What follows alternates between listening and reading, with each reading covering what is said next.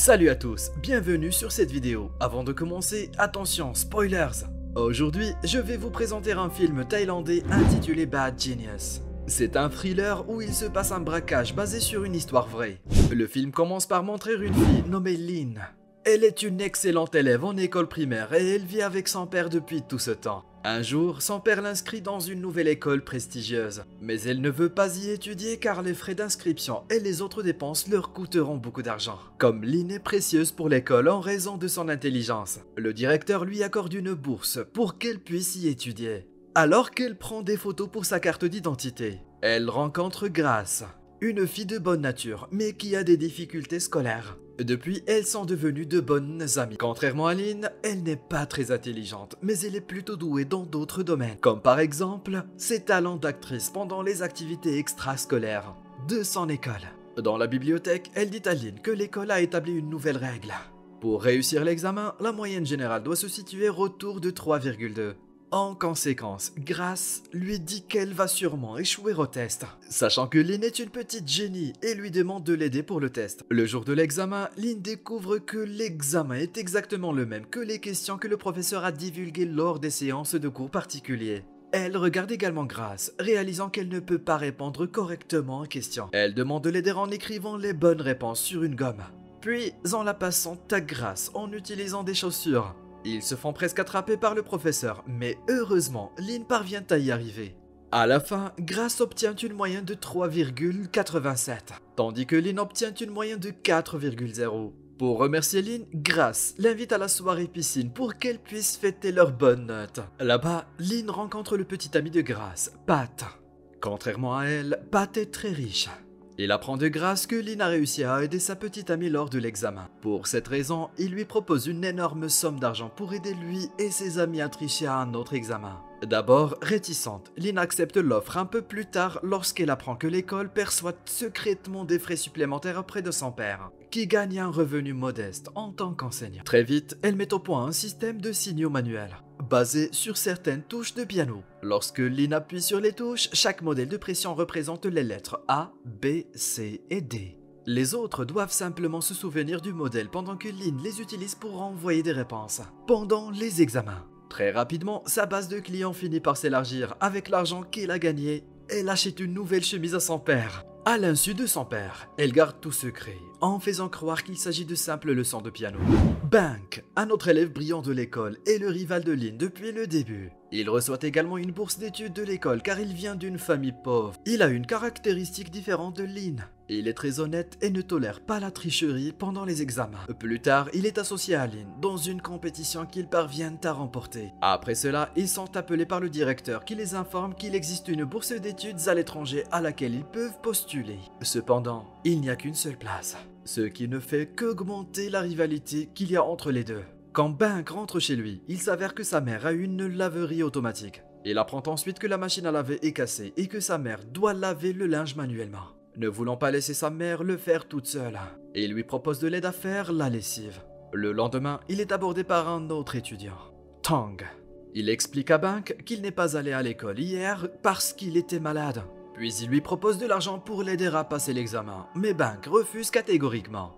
Pendant l'examen, Bank voit accidentellement Tang regarder le papier de Lin. Il décide alors de la mettre en garde contre le comportement de Tang. D'un autre côté, Lin le sait déjà car Tang est l'une des personnes qui s'est présentée à sa leçon de piano. Par la suite, Bank avertit également le professeur lorsqu'il montre insouciamment ses réponses devant la classe. Mais le professeur ne s'en soucie pas car le test est séparé en deux parties, la partie A et la partie B, pour éviter la tricherie. Pendant ce temps, Lin termine son examen qui est de la partie A, puis elle envoie simultanément les réponses à ses amis en utilisant des signes de la main. Alors que le professeur ne la regarde pas, elle en profite pour échanger sa feuille avec Tang, qui est de la partie B. Elle répond rapidement à toutes les questions de la partie B car le temps est presque écoulé. Étonnamment, elle a assez de temps pour transmettre les réponses à ses autres amis. Après l'examen, elle se fait prendre lorsque Bank prévient le directeur de l'école qu'elle a triché plus tôt. Ainsi, son père est également appelé à l'école. Le directeur informe son père de ce qu'elle a fait pendant l'examen. En guise de punition, l'école suspend sa bourse d'études. Lin se venge du directeur en disant qu'il ne s'agissait pas d'une bourse complète de toute façon car il y a d'autres frais qu'ils doivent payer. Furieux de ce qu'elle a dit, le directeur lui retire également la possibilité de postuler pour une bourse internationale au niveau universitaire. Automatiquement, Bank est désormais le seul à pouvoir postuler pour la bourse internationale. Même s'il regrette, car cela prive Lynn de sa chance. Lorsqu'elle rentre chez elle, son père est tellement déçu par Lynn qu'il ne veut plus porter ses nouveaux vêtements. Il lui demande également de rendre l'argent à ses amis. Au cours de la dernière année scolaire, Grace l'invite à nouveau à venir tricher. Cette fois, il ne s'agit pas d'un examen ordinaire, mais d'un test international standardisé pour les admissions à l'université appelée STIC. Grace lui dit également que les parents de Pat veulent qu'elle et Pat étudient à l'université de Boston et que la réussite du test STIC prouvera qu'elles peuvent y étudier. Lynn décline d'abord l'invitation parce qu'il s'agit d'un test très difficile, mais elle accepte quand elle se rend compte qu'elles peuvent profiter des différents fuseaux horaires. Le lendemain matin, elles font un plan brillant. Lynn peut passer l'examen en Australie où le test a lieu 4 heures plus tôt. Puis elle peut transmettre les réponses en Thaïlande et les vendre à d'autres étudiants qui veulent passer l'examen. Elle leur dit également qu'elle peut mémoriser la plupart des réponses. Cependant, elle a besoin de l'aide de quelqu'un pour le reste des réponses. Pour cette raison, elle a besoin de quelqu'un qui est capable de mémoriser les réponses, ce dont Bank est capable. En outre, elle sait déjà que Bank refusera l'invitation car il a horreur de la tricherie. La veille de son examen de bourse, Bank est attaqué par des voyous dans la rue et il est jeté dans une décharge le lendemain matin, ce qui l'empêche de passer son examen. Sachant cela, Lynn se rend chez Bank et lui propose le job. Il refuse d'abord son offre, mais accepte ensuite pour l'argent dont il a désespérément besoin. Cette nuit-là, il se prépare pour l'opération finale. Il est prévu que Lynn et Bank s'envolent pour l'Australie afin de prendre de l'avance sur les examens. Pendant la pause, ils iront aux toilettes où ils cacheront leur téléphone portable pour remettre les réponses à Grace et à Pat.